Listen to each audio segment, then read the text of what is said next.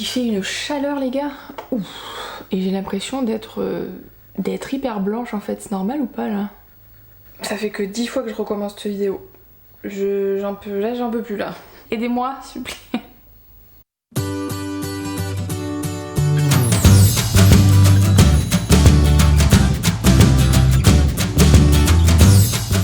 Hello hello mes petits chats, on se retrouve aujourd'hui pour une nouvelle vidéo et aujourd'hui on va parler book haul. Voilà, alors book haul un peu particulier cependant parce que c'est un book haul qui va traiter sur mes achats du mois de fin février début mars. Voilà, avant le confinement. Clairement parce que pendant le confinement je n'ai pas acheté de livres, j'ai été très sage, je crois que j'ai acheté qu'un manga et quelques livres sur liseuse, enfin bref voilà. Bon, je me suis jetée sur les librairies évidemment quand ça a réouvert hein. Voilà, merci commande. Donc du coup j'ai 9 livres à vous présenter. Voilà, et on va commencer tout de suite, sinon on ne finira jamais. C'est celui-ci qui me pose problème depuis tout à l'heure. Pour ce premier roman que j'ai acheté, il s'agit de Il nous reste les mots.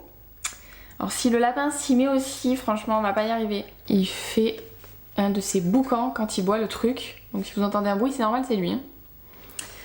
Donc je disais, je reprends, j'ai acheté Il nous reste les mots de Georges Salines ou Saline, je sais pas trop, et Asdine Amimour, publié chez Robert Laffont.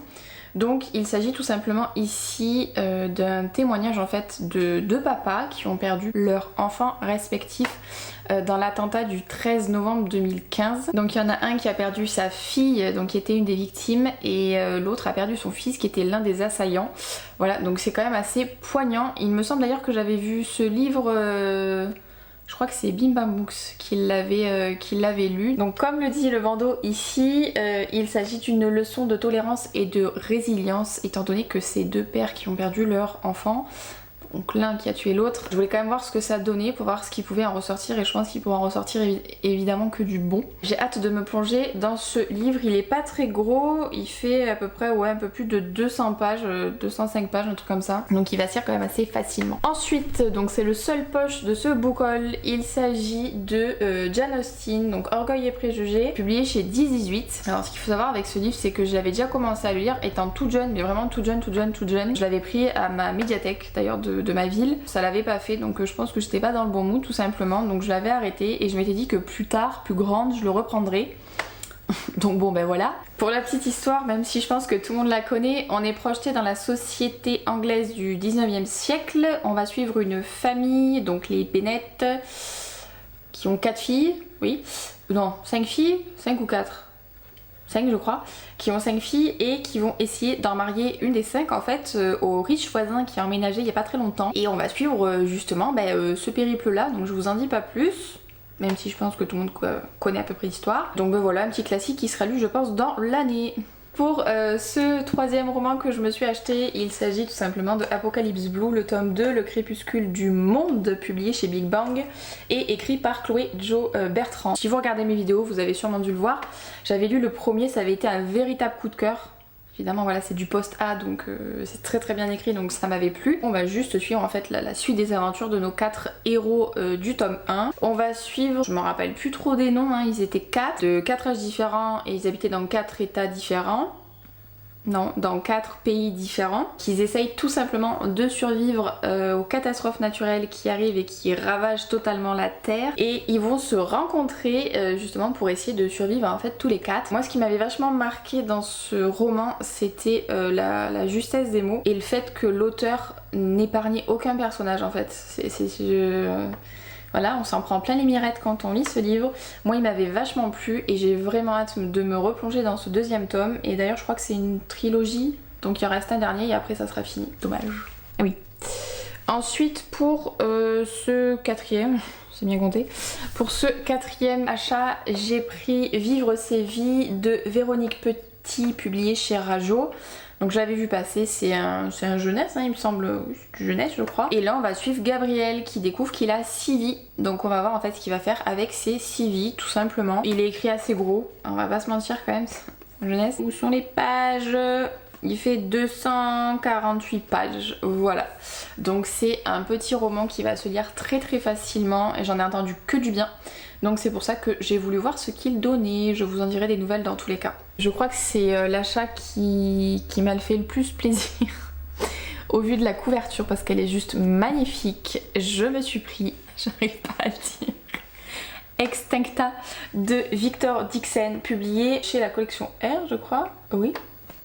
La couverture, l'objet livre en lui-même, il est juste magnifique. Je pense que c'est d'ailleurs ça qui m'a poussée à l'acheter. Je suis très portée sur le post-apo, etc. Tout ça, SF machin, en ce moment. Alors bon, le post-apocalyptique ça a toujours été, mais le SF fantastique et tout, c'est un peu plus récent. Donc là, tout simplement, il me semble qu'il reste 200 et quelques heures. 255 heures à l'espèce humaine à vivre, voilà. Donc on va simplement suivre cette histoire, voir un petit peu comment ça va se dérouler. Je ne veux pas trop me spoiler. J'aime lire les livres de Victor Dixon sans trop lire en fait l'arrière pour être justement surprise. J'avais fait ça pour les faux boss. Et puis bah c'est tout.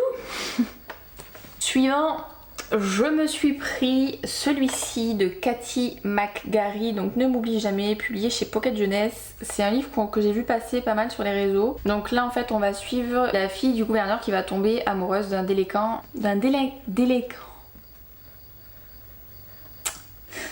J'ai perdu mon vocabulaire. D'un délinquant en voie de réinsertion. Donc on va suivre cette histoire d'amour, voir un petit peu comment va se dérouler leur romance.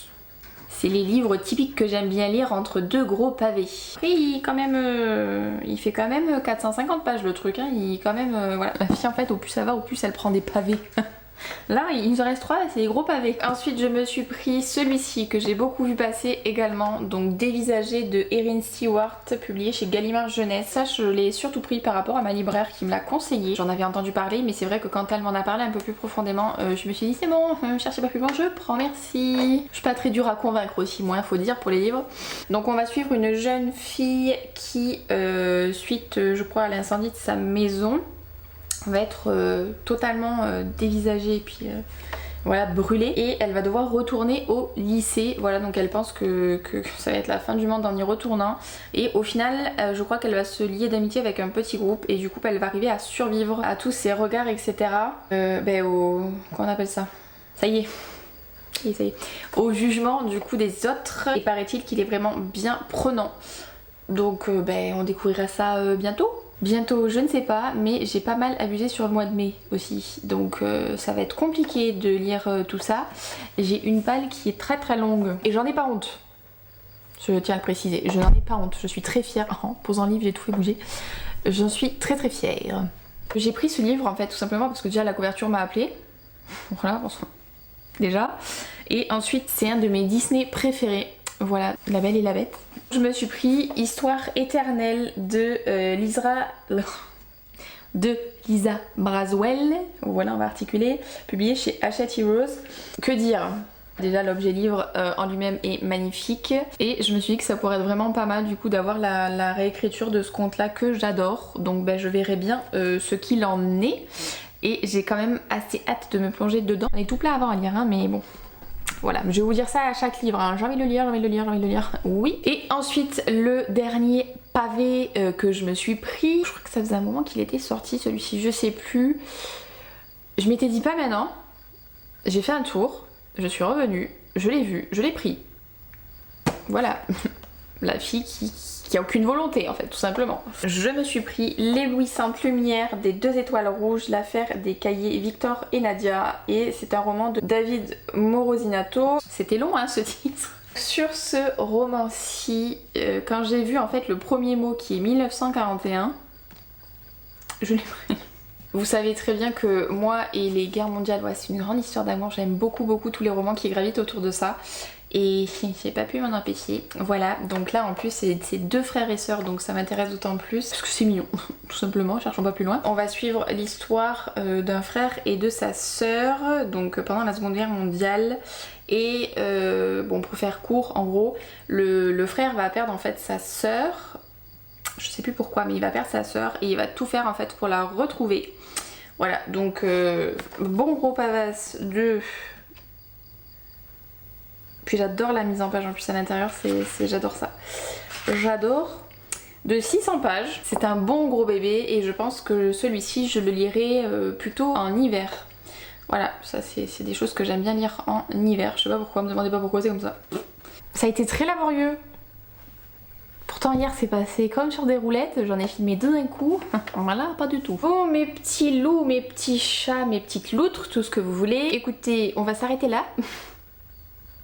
Je vais arrêter de dire des bêtises, moi je vais vous laisser. Bref, moi je vais vous dire comme d'habitude de faire attention à vous, prenez soin de vous, surtout en ces temps-là, faites très attention, voilà, prenez toutes les précautions, lavez-vous les mains, le gel, le masque, le machin, l'huile, le truc. Moi je vous fais tout plein de gros bisous, j'espère que ça vous a plu. Je vous dis à bientôt sur les réseaux et pour une prochaine vidéo, et c'est tout, bisous.